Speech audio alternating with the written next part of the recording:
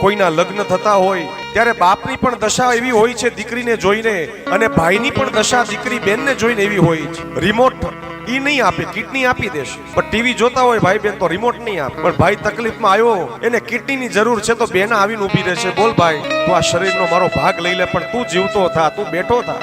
એ પ્રેમ આજ ગોપીઓ કહે છે, હે અક્રૂર તું ક્રૂર છો, અક્રૂર નથી. તને મોકલ્યો છે, તું અહીંયા આવ્યો છો. આક્રંદ કરે છે.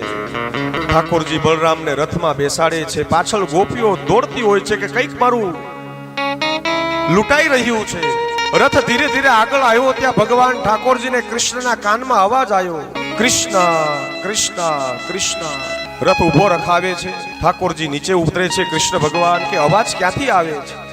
એક ઝાડવા નીચે પાંદડાઓથી આખો ઢગલો ભરેલો છે, એમાંથી આવે છે કૃષ્ણ કૃષ્ણ. પાંદડા હટાવે છે, ત્યાં માં રાધાજી બેઠા હોય છે. કૃષ્ણ કઈ બોલતા નથી, રાધાજી ખાલી સામું જોવે છે ઠાકોરજીની.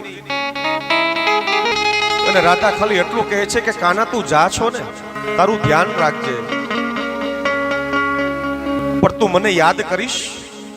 એટલે કાના કઈ બોલતા નથી, હાથમાં વાંસળી આપે છે કે આલે, જ્યારે તને મારી યાદ આવે, આજથી હવે હું વાંસળી નથી વગાવવાનો, હવે મારા હાથમાં શંખ આવવાનો છે.